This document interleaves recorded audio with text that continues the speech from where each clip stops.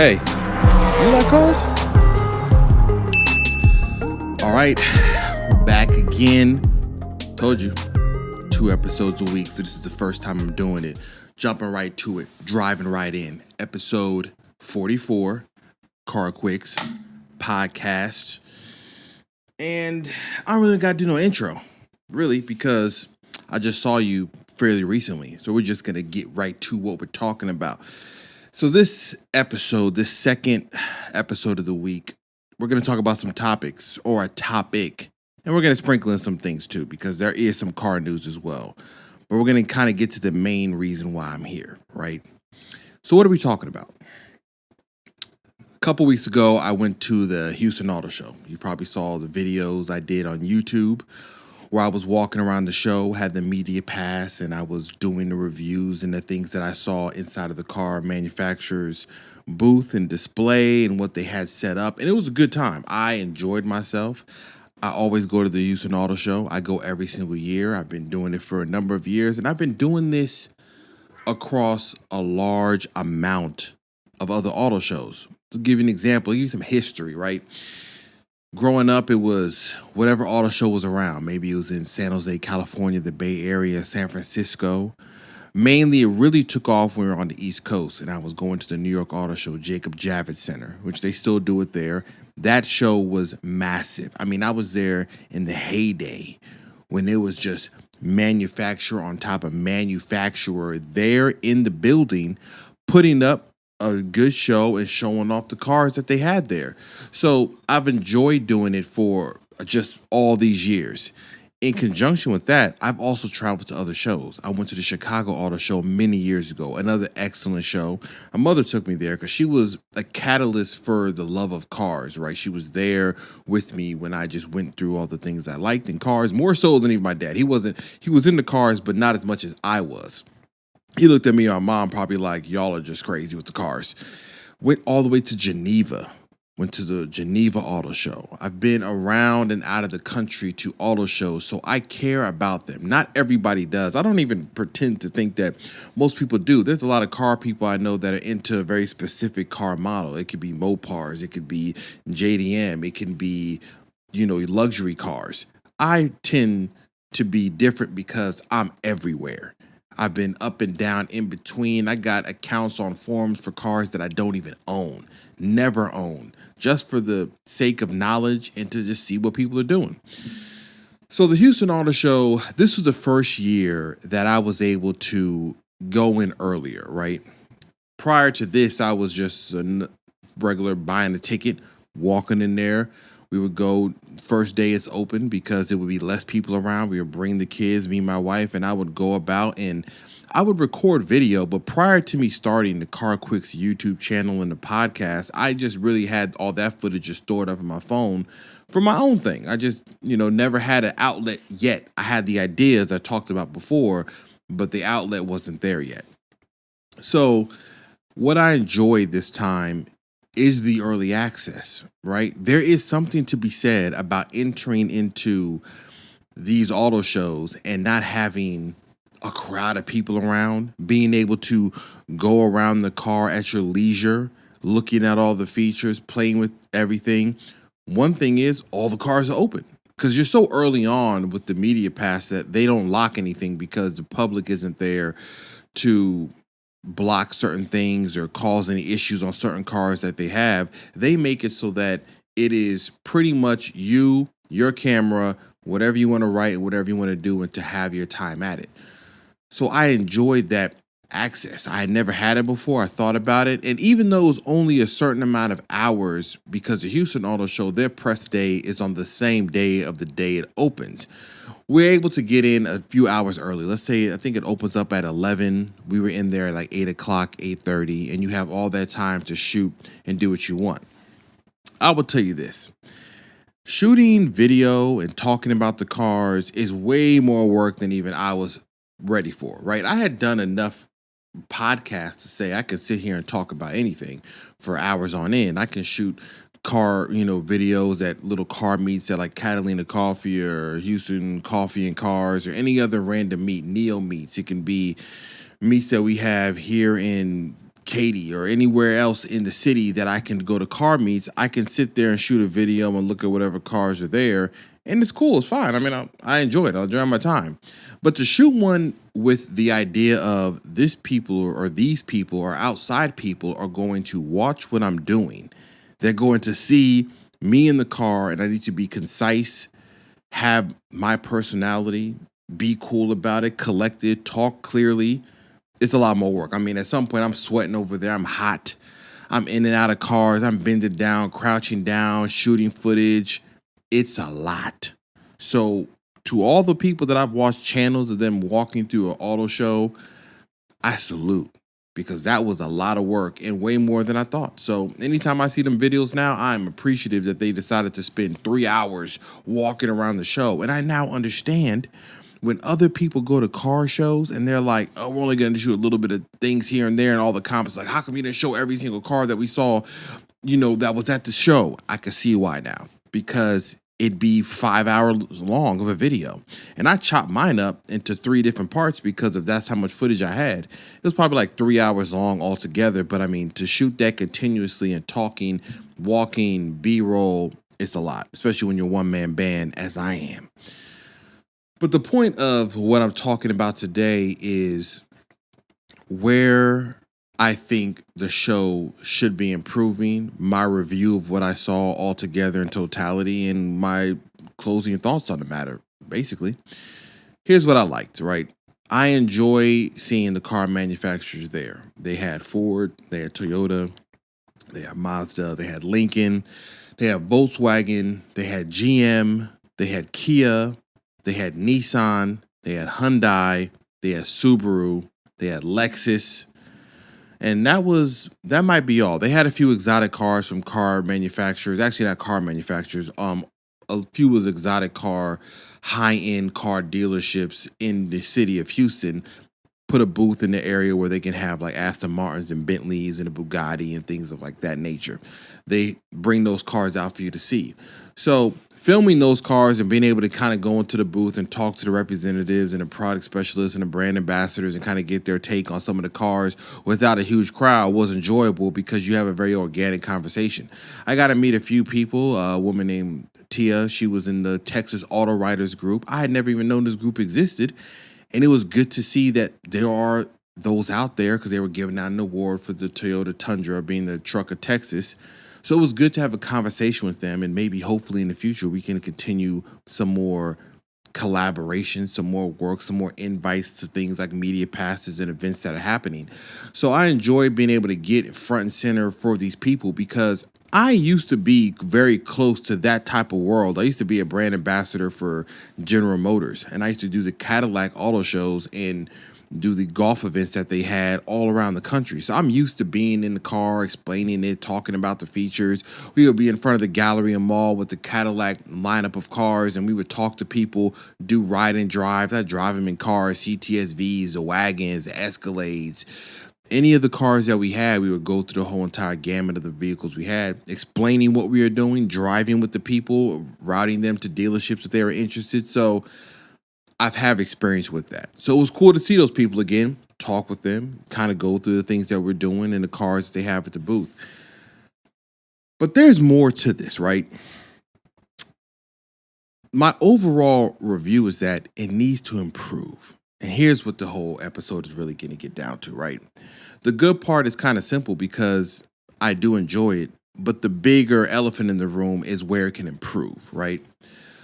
So the Houston Auto Show, to me, in the coming years, and we're going to be open and honest in this podcast, right? We keep it 1,000, not 100, 1,000. The years I have been going, we have been going on a decline, right? Not a steep one, but we're not going the direction I would say you should go for an auto show in the city as big as the one we have. Houston has been growing exponentially. I don't know the real census numbers, but I would imagine we have grown by the millions either every year, every quarter, biannually. We've grown enough, because I can see it, because the traffic here has gotten stupendously crazy. even in the city I live in, everything has grown. You've read about it. You've heard about the people from California, everybody moving to Texas, moving to Houston, moving to Austin, moving to Dallas. We're growing. We are probably the fourth largest city, maybe the third largest now. Who knows what things have changed? I didn't look this up, okay? I wasn't looking up the population of everything. But what I'm trying to say is this city is not shrinking. We're not downsizing. So over the years, the auto show was once by itself. It was just a Houston auto show. Just cars from a variety of people. You had a lot of aftermarket companies. You had almost every single manufacturer. We never had big debuts since I was going. Maybe back in the heyday they did. But it still was a big show. And then one year they enter in having boats there. Which was like, okay, Houston, they call it the automotive show now, which is, I guess, automotive, boative. I get what somebody's trying to do. So they introduced boats there, which has a tie to Houston because we're so close to the coast. So it kind of made sense. It's like, okay, a few boats in here. But that was a sign of we're not getting all the manufacturers to come in here. We're getting a smaller amount. So then next year comes. The boat area is expanding now. We got RVs here. So the kids love the RVs. So we go to the auto show. They love the fact that they can run inside an RV and ask us to buy one every single time, like we got a truck or anywhere to put an RV. But hey, let the minds run wild. One day, maybe. But then it grew again. The next year, the boats are increasing their foot space, their floor space. The RVs are expanding. We got fifth wheel RVs now. We got full-fledged driving. I mean, we got the whole thing, the whole lineup. And then we get to this year. And when I walked in, I immediately realized that the boats had taken up a substantial amount of space. I mean, before they were so far down the main hall or the main area that we were in that you had to walk a fair amount of time to go get to wherever the boats were at, way on the other side of the hall. This time, they're pretty much right there, right in the main entrance where the auto show was happening. The boats were sitting right there, engines, from Mercury right there in your face next to a Honda Civic. So they have now encroached further onto the automotive side of the auto show. And the RVs, funny enough, kind of shrunk down this year. So it was bigger boats. I mean, boats that were clearly brought in on trailers, semi-trucks. I mean, these were massive, huge things they had there. I don't know the terminology or the footage you need for yacht size, but these boats were big. So when you see that, and then you lose some of the activations, right? Jeep and Dodge, I had read about earlier, are doing away with those big extravagant displays they had, where they had the Jeep sitting, going up the little ramp, going up the mountain, going half sideways, not a mountain, but you get what I'm saying, that makeshift mountain. Dodge had their Ram truck. So they got away with that because it's cost, right? When I read about it in the article saying they were going to do away with that, I wasn't too surprised because I'm like, you're talking about probably millions of dollars, brand ambassadors, product specialists, shipping, costs, insurance. It was soon to go away regardless of we wanted it or not, just because of how the market is going. But that's not even there either. This time in that same area, they had electric cars from a company called Evolve, who teams up with the Houston Auto Show to bring in electric cars from a variety of manufacturers. We got Polestars, we got Ford Lightnings, Teslas, any other electric car from multiple manufacturers are there for you to go test and drive. So they were stationed where that used to be, but there's still a huge amount of empty space. But what I noticed was that we had a lack of manufacturers. Now, I know I just reeled off a huge list and it sounds long, but it was still lacking. I'll give you an example. At the Chicago Auto Show, Toyota showed off the now Land Cruiser. At this show, we had the Lexus version of the GX at the auto show, which is the Lexus version of the Land Cruiser. But we didn't have certain models. Like, we didn't have the Toyota Land Cruiser. There was no GR Corolla. And the headquarters for Toyota is in Texas. It's in Dallas. Now, mind you, I haven't gone to compare this to the Dallas Auto Show, so maybe that is where they bring the big guns, right? Maybe that's where they really show and prove with the other manufacturers, but we're just going to stick with Houston for now. You have that, but you have a lack of other manufacturers. BMW wasn't there. You don't have Mercedes. You don't have Audi. You don't have Porsche. You don't have, and I know Lamborghini, Ferraris, and things like that are kind of geared towards other markets. However, If you've ever visited a coffee and cars event here when they've done Ferrari Day or Lamborghini Day, you will know that there is a massive amount of clientele in this city that drive exotic cars. So it couldn't be that we don't have the demographic for that type of car, or that we don't have the median household income to afford that type of car, because they're all over the place. You can see Ferraris and Lamborghinis in this city every single day, going up and down the Galleria area, Post Oak, River Oaks, consistently. So there is a place for those car companies to be here, and people like Porsche have been at the show before. So you don't have that company. You don't even have, you have a smaller amount of the vehicles that are there, but not a big amount. You don't have the large debuts, right? You don't get every single model. And it just feels reduced down, because if you look over your shoulder, you're staring at boats. So when you're looking at boats and RVs, you're like, I thought this was the auto show. And then you read the sign again, like, oh, automotive show. And from the people I talked to, from the comments I got on my videos on YouTube, they all kind of emulated the same thing. They all said the same. It wasn't that great of a show. It's feeling like it's getting smaller and smaller. It feels like an afterthought. There's more boats here than there are cars. I thought we have a boat show in Galveston every year. We do. And so when I see this, when I see the show kind of forming into this, to me it's a little disheartening, because there should be more. Dodge had their vehicles outside for you to drive. They didn't have a booth inside, but they only had a few cars outside. You could drive a Charger. I think it was a Chrysler was out there. It was a Pacifica. It was a Durango. And then that was it. And the amount of Chargers in this city, in Durangos, in Jeeps, is outrageous. We should be the premier of the Dodge muscle car lineup. We should have had the Charger EV here for the amount that I see on the road, but we didn't have that either. Mazda had a booth, but it was very lackluster, and it wasn't from Mazda, the company. It was really sponsored from Jeff Haas, which is a dealership chain out here in the city. And so what I don't understand is that for a city that we have, for a size of a city that we have, this auto show should be one of the premier ones in the whole country. We should be able to go to this show and see all the major companies, the parent company, not dealerships showing the Mazda lineup, which maybe they're called by Mazda themselves to come represent. But Mazda should be there. Toyota in its totality should be there. All the cars, the entire lineup, every single person. We shouldn't have 4 different Sequoias, and then I turn around and there's no GR Corolla, and then there's barely a GR86 there, and we just got 4 or 5 different RAV4s. There should be the entire lineup. We should have had the X-Runner Tacoma pickup truck concept they had at the SEMA show. That should have been there. That was actually at the Chicago Auto Show. The Land Cruiser was at the Chicago Auto Show. That should have been at the Houston Auto Show. Now, that could be a timing thing for what they have available, but even Kia was there, and they had a very large booth. And I know at the Chicago Auto Show, they announced a new K5, and I'll talk about that later, in the Carnival minivan with the redesign. But even I'm like, that couldn't have been ready for the Houston Auto Show, and it may not have been. Hyundai was completely absent. There was no Ioniq 5N, and I've been looking at that car running around the internet and YouTube constantly. I was anticipating seeing that car there.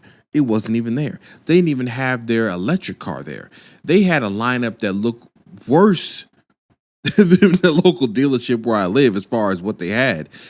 And they had GMC there, which they just showed the Hummer EV SUV just off in the corner by itself, no brand ambassador, no heavy marketing, no conversation, things locked. And then they had Buick there, which was laughable because they had an Enclave and they had whatever Buick's version of the Chevy Trax there. Chevrolet was there, and they had a larger booth, and they even had the E-Ray there. They had the Z06, they had the Trailblazer, they had the Equinox EV. So they had a good representation. So you'll see some manufacturers like Ford and Chevy really going out their way saying, we're going to make a big booth, we're going to really do it. And then you have some like Lincoln where it's like an afterthought. There's a few SUVs here. It's not much fanfare. It's not much design. It doesn't feel like most of the manufacturers care about the city of Houston when it comes to the auto show, and they might reciprocate or they might reiterate saying, well, we don't get that much interaction, and I think it's because of the combination of the boat and the auto show. What I think that should happen at this stage is that the boat and the auto show should separate themselves, even if it means the venue is smaller. But when you walk into an auto show, and the main pull for most people is the auto show. Anybody I talk to is like, oh, I'm going to the auto show. I'm going to the auto show. I know there's a huge market for boats, but that's a very special demographic, right? You got to have the means to buy a boat, to store it, to drive it, to put it, to pull it, to haul it. There's a lot of things involved with boats. That market is nowhere near the size of the car market. If you drive in Houston, everybody has a car. We are urban sprawl. Our public transportation is nothing like New York. It's probably nothing like Chicago. And they have bigger auto shows. And we're in a city where everybody has a car. Your neighbors, plenty of people that are listening to this podcast that live in Houston know that somewhere in your neighborhood, there's a neighbor with 4 or 5 cars sitting in a driveway, because that's just what it is. There's no not having a car here. So for a car-run city, for a heavy car-loving city, just go to these events I talk about, the Houston Auto Show should be a premier spot. There should be multiple activations outside, not just a few ride and drives. We should have ride and drives for all the manufacturers. We should have all of them there displaying the cars, the concept cars, the world debuts, the press conferences, the brand ambassadors, the product specialists, all of it. It should all be there. And hopefully as time goes on, it continues and actually starts going that direction up, because I'll go there next year and I'll report from the same thing. But I've seen it slowly going on this little decline and increasing for the presence of boats, which to me doesn't really have a place. The boats have a show, and it makes more sense to keep them specialized as opposed to you walking through the boat area and people asking if you're interested and they're really only there to see the cars. And you're just like, I'm just poking around because y'all took up 65% of the space, so I might as well just see what y'all got to offer. I am not buying a boat, but it's here. So that's what I think. Overall, my rating for the show, my excitement of having the media pass boosts up the rating because it was cool to finally get in that early for the first time. But I mean, overall, we're talking about, B minus. It might be a C plus, honestly, for the entire totality of the show and what it was. I mean, it's enough to know that even our kids, when they normally go last year, they were there for a long time. We was in and out of cars for a while, and this year they were done quickly. So it may not be a B minus. It's really more like a C plus, C minus, to be honest. Let's hope that moving forward, if this ever gets into the front of the people that organize the Houston Auto Show, maybe they'll call CarQuicks. Maybe they'll say, you got a voice. You're strong on your opinion. Let's have a discussion to see where it goes. And maybe I'll get some insight on why things aren't what they are. There might be something logistically that I don't know about. I'm just talking about from a consumer on the outside looking in, following this show over the years, that we are on a downward spin and we're going on a decline. And for a city this size and for the things that they're building and growing and developing, we should be on the up. Now, outside of that show, I got a question that was raised to me by a family member. They commented, my sister. Hi, Rachel. She reached out to me on Instagram and said a friend of hers, I don't know the friend, but she said they want to know my thoughts on the BMW X6. Now, here's what I'm not going to do. I'm not about to break down the history of the BMW X6. It came out in 2008. It was kind of one of the first SUVs that were coupe-like, sleek, style over function. But I'm not breaking down the entire gamut of what BMW did through that entire thing. I'm going to talk to the perspective of what do I think about the SUV. And hopefully, Rachel, you are happy with the answer that I give up. And whoever your friend is, tell them to like, subscribe, okay, listen to the pod, leave a review, and we could be on our merry way. Now, here's what I think, right? The BMW X6. And before we start this, just remember, BMW stands for brace my wallet. Okay, and what are we bracing for? Impact. Let me explain why. Because at some point in this luxurious journey of German engineering ownership, you will be quoted a price for repairs that you are not accustomed to. Okay, you're gonna be hit with something that will leave you aghast. You're gonna be like, I didn't realize an alternator could cost so much, or that tires are this much. So brace thy wallet for this lifestyle. But back to the X6. I personally always liked the X6. I liked it since the first time I saw it. It has cool styling. Now, BMW currently right now is sponsored by the Predator, okay, as far as their design goes. Some of the earlier models are a lot cleaner. Right now, we are aggressive. Now, it can look better sometimes, certain angles and colors and aesthetics that you add to the outside, like if you use gloss black places, and it's just a lot happening on the front end. Like, it's not inherently beautiful. It's one of those, it's like pugs. People buy pugs. They're not really cute dogs, but after a while, you're like, oh, it's cute, ugly, I guess. Something like that. But the car, or the SUV, so to speak. The SUV is like a hatchback style. So if you don't know about the X6, X5 it's like the stylistic, muscular version of the X5. And I'm not gonna, like I said, I'm not giving you all the details. Just know this one is very sleek, hatchback looking. You lose some utility, but that's the point. We're trying to look better than a normal looking SUV. But what are the differences, right?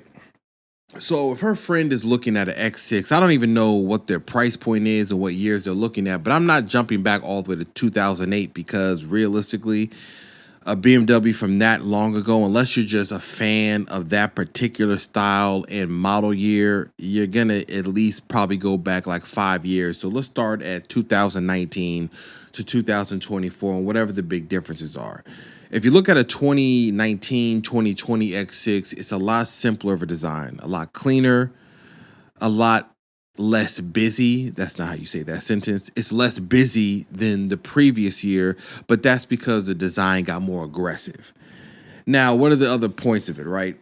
All of them came with a base inline six or 375 horsepower, and it can go all the way up now to a twin turbo V8 with 617 horsepower. Like I said, I don't know what her friend's bank account's looking like. She might be balling and she might be like, give me the 600 horses, please. Or she might be balling on a budget and she might be like, give me the 375. Now, here's the thing to understand. When you get up to the top of this, the gas mileage is laughable, okay? The X6M, which is the M version, which is our high performance competition twin turbo V8, I just went through it. That one gets 13 miles combined. I mean, you're better off buying a gas station at this stage. 13 miles to the gallon. That is, listen, if you're buying an X6M and your first discussion with the salesperson is, what's the gas mileage? If I was a salesperson, I'd be like, we have nothing to talk about here, because that's not a question you should be asking, okay? You know, gas mileage is not on your agenda when you ask for 600 horsepower. Now, the base 375 one is more respectable, combined 25 miles per gallon, 21 in the city, 25 on the highway. And the trim levels for BMW are whatever your heart desires or whatever your bank account gives you as a reality check. So you can go from, I don't even think they have Bose. Harman Kardon, Burmeister, surround sound system, massaging seats, cooled seats, heated seats, hands-free, freeway driving, panoramic sunroofs, digital dashboards, the kitchen, the sink, and the jack stands, okay? It can give you everything you want. And why? Because they start off at a pretty high price. The X6 starts at $74,895. That's for a 2024 model. It goes all the way up to $94,595,000 for an X6M. Round that off to $100,000 because taxes, destination handling, and whatever other accoutrements you have added to the vehicle bring you up that high. Now, if you are open to a used certified pre-owned one, that's where the deal is, right? So for her friend, if she's thinking about an X6, you really want to just get all the depreciation out the way and aim for either a model year before the 2024 or go back to 2020 to 2022 and get something at a better price, because the model trims they have is like an X50i or X6, it's like an X40i. But if you go to 2022, for example, If you go to 2022, you can get an X40i for like $56,000, that's good considering it's the same motor. It's 375 horsepower still in the 2024 that costs $74,000. You can get this at 56. And if you wanted to, and that only has 27,000 miles. But let's say you're like, you know what? I do want the twin turbo V8. Give me the M50i. That's only $62,000. So we have double the power, double the features, the luxury. It may not have the big screens that are digital dashes on the new ones, but you still have luxury features because it still was a luxury car 2 years ago. It's not like it fell off a cliff. And you save yourself about up to $15,000 because all of the depreciation went. And when you have certified pre-owned in this particular market, guaranteed we can talk about this price and get it negotiated down even further. They're not about to stand on their hill and say, we ain't budging on the price. We know what we got. They know they got used X6s in the lot and not many people are buying them. And then why do you ask? Is it a bad SUV? No. Well, like I said before, is that it's a particular buyer. When you're buying an X6, it's kind of emotional, right? You're looking at the style of it first and foremost. Probably why her friend likes it. She sees them and she's like, I like how that looks. People that have big families, they're probably not really getting the X6 unless they only have 1 or 2 kids. If you got 3 like me, I mean, the utility alone that you lose when it comes to the sizing of it and size is enough to send you off to go find something else or to go get an X5 or an X7 if you're in that market at BMW. But if you can wager that and if you can deal with it, then you want to get one. But let's get back to the acronym for BMW, aka brace my wallet. Okay. Maintenance. That is the thing that comes up with BMWs, but we have to approach this appropriately. Okay. Remember, these cars cost $74,000. Don't go to the dealership with Kia Dreams. Okay. Let's be respectful. All right. You know what we're getting into. Maintenance on these cars is higher because all the components on it are higher. Now I can cut to the weeds and we can decide if it really is higher end or if it's just big manufacturers and they put their name on it and they boosted up the price. And the answer is yes. Do Valentino heels heal like the ones from Steve Madden? Probably. Might be made in the same factory, but the name and the marketing and the advertisement and the history is what gives you that price point. So that's BMW. Let's just say you bought a regular house, right? Your starter home, granite countertops, regular brown cabinetry, white walls, easy to maintain, easy to keep. Then you upgrade to a luxury home. You got quartz countertops, which aren't going to be feeling you leaving your coffee mug on there with coffee stains on it. And you're not going to fabuloso these materials. I mean, you can't pine saw the all natural wood, okay? You got to kind of come at it a different way, steam clean. That's what I mean. Some of these approaches that you might have had for the more commodity brands, Honda, Toyota, you can't come to BMW with those expectations, okay? O'Reilly's ain't got you on some of these new ones. You're really going to have to go to BMW and get the part. So what that means is preventative maintenance and maintenance for these cars is going to be higher because it is engineered at a higher pace. Some of it can be argued that it's over-engineered, but that's what happens when you want massaging and cooled heated seats. There's a lot of extra components in there. And if something goes wrong electronically, a lot of stuff's going to go awry and you're going to have to fix that. If that is what you are afraid of, that is where the certified pre-owned comes in, or you buy a brand new one and you tack on the platinum warranty. And if anything goes wrong, you bring it in there for them to do it, or you lease it so you don't get the depreciation hit. And if anything goes wrong during that time you have your lease, you take it back to them to fix it. That's really what you should do if you're thinking about a brand new one, is to probably lease it. If you go certified pre-owned, then we can extend the warranty on it and you can be covered for almost anything that can happen. And like I said, you're going for the look.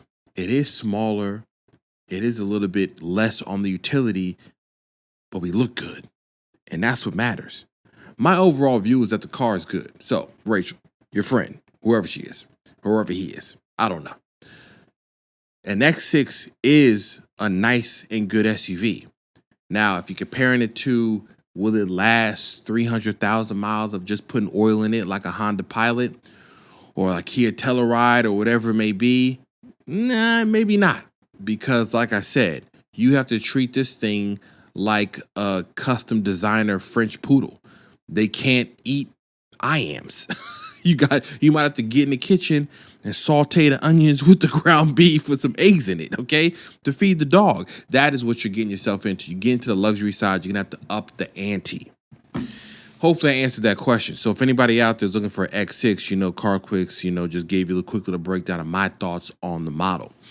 But there is some car news, right? This podcast isn't just my subject matter. We do got some car news. I want you to know that it's over.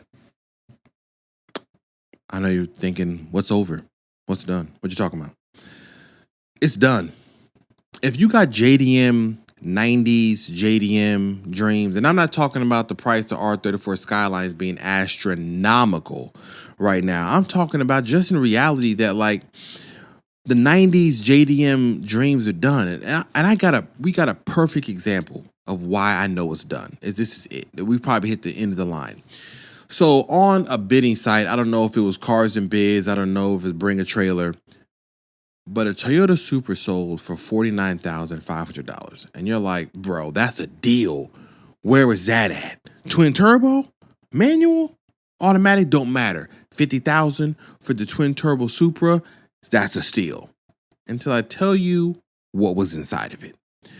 This Supra had 388,000 miles with rust holes, oil leaks. It needed a full restoration for near $50,000. Let me tell you something. If we're at the point now where a near 400,000 mile car, a Supra from the days of JDM can sell for near 50 grand, it's over, dog. It's toast. We're done. Flambéed, baked, out on the oven, cut up. We rested for 10 minutes. Getting chopped up. It's done. You want another example? There's an R34. Granted, this is kind of a collector piece, so I'll give them a pass. But there's an R34 for sale with 187 original miles, which is crazy. And they went $500,000. There you go, folks. It's done. If you wanted one of these, the best bet you have is an RX-7 because people are still scared about the rotary engine, so you can get those for cheap. Celica GT4s, K cars.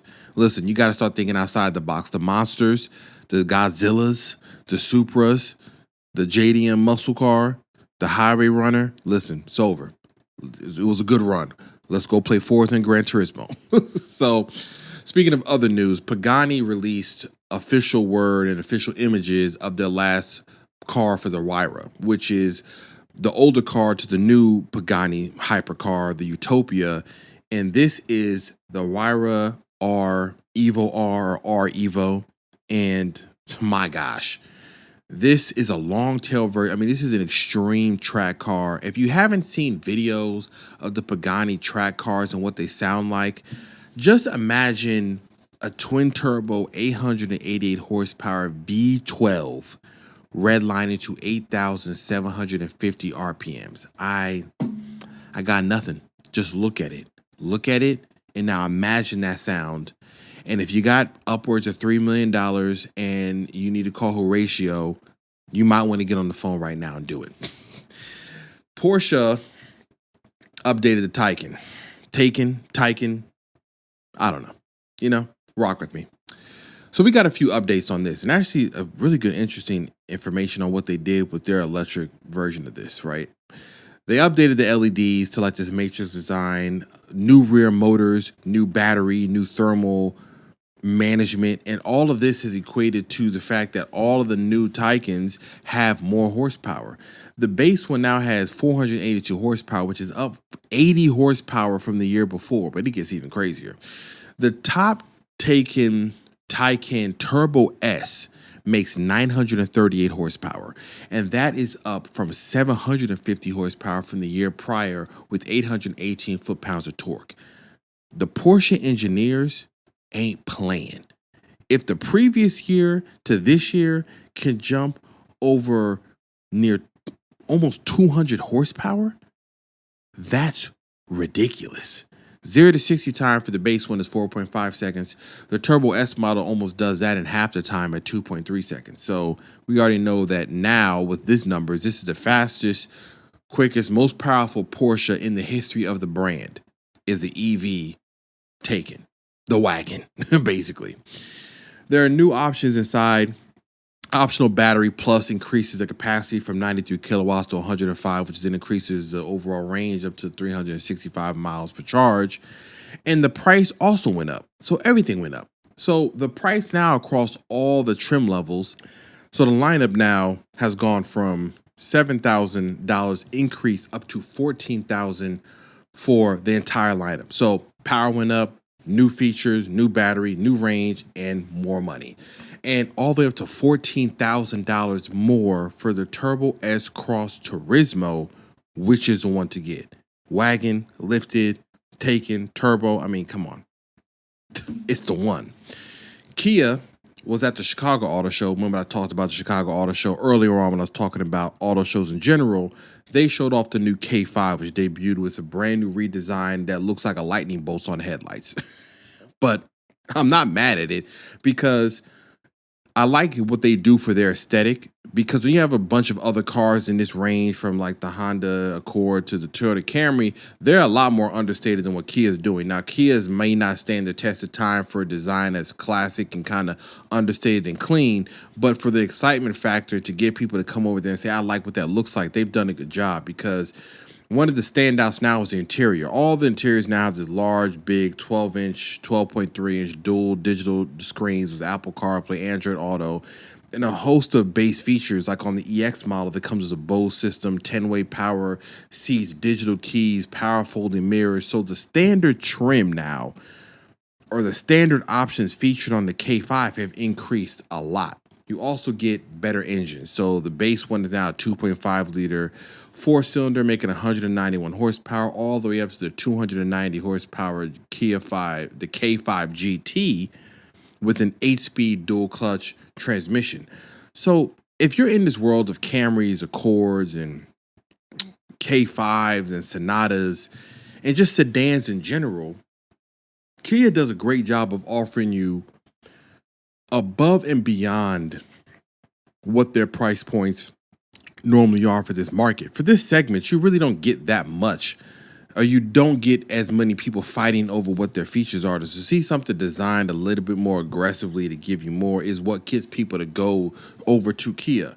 And the Carnival minivan also benefited from this update. Their headlights got the same kind of treatment, not as lightning boltish as the K5, but they increased the interior, gave you the same screens. Now they have a cool feature where from the first 2 rows of the minivan, if you say, hey, Kia, or yell it, there are some new features that you can voice control, and it knows who called it from where side. Now, I imagine people as kids, if they find out that you could just say, hey, Kia, change it to play Marshmallow or Pharrell Happy, that you're going to be arguing with them very quickly as they yell that back and forth. So cool system. Hopefully it can be optimized just for the driver. Mini, and I'm just wrapping this up quickly. Mini, a few podcasts ago, I talked about Mini with their EV and working on SUVs for their lineup to help it have relevance. They showed off the new 2025 Cooper S and the Cooper C. And I'm glad to report that we still have the Mini sauce in there. Now, granted, Minis have quadrupled in size since the olden days, the OGs, and all the way back to the 2003 Minis, right? We are quadruple in size practically, but they kept the ethos of the Mini. And the CEO is offering, these are ICE-powered with EVs, and what they called it is the power of choice, basically saying they want their customers to have the decision to say, I want an EV version or I want a gas version. Somehow Mini did the method of introducing EVs that every manufacturer should have done. Power of choice. We have a Trailblazer and we have a Trailblazer EV. Choose which one you want to do, right? Ford is kind of doing that with the Lightning, because you can get a regular Ford F-150 and get the Ford Lightning, but all the other people that jumped out the window saying, we're doing EVs only, are now backtracking and basically trying to offer the same type of setup. So the horsepower in the Cooper S version is 201 horsepower, 221 foot-pounds of torque. The Cooper C, we don't have any specs on what the engine is, but the interior emulates the EV Mini, which is they have a big circular screen in the center, which I think fits perfectly for the circular dial that Minis had all them years ago with the speedometer. So there's a big circular screen there for the infotainment, the navigation, the technology in the car. And you keep that look, that character of Mini, you don't lose. Now, it doesn't have as many of those toggle switches they had like an aircraft, pilot, but it still keeps you knowing that I'm in a Mini. This is something more special and unique to the brand.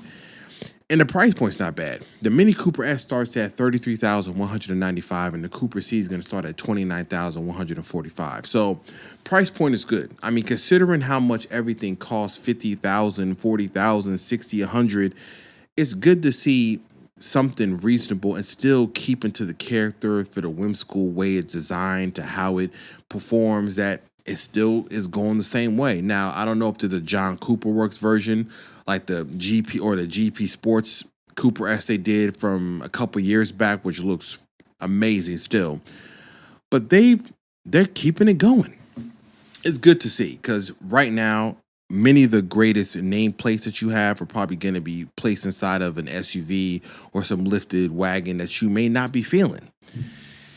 And that wraps it up. Yep, episode 44, second episode. I just want to give really my thoughts on the Houston Auto Show. I want to spend the most time talking about that. And like I said, hopefully moving on in the next iteration of the auto show, when it comes around, we get a bigger show. We get more people coming. We get more manufacturers. It has to happen. There's no way next year, if I see more boats next year, I'm calling Boat Quicks. I'm gonna spin off a whole other channel, and I'm just gonna run up on the boats and talk about whatever I can. I don't know nothing about boats like that, but I can figure out some engine specs. We can figure it out. But until then, do as you wish and do as you may. It's Cameron Biggs, your host, and this is CarQuicks.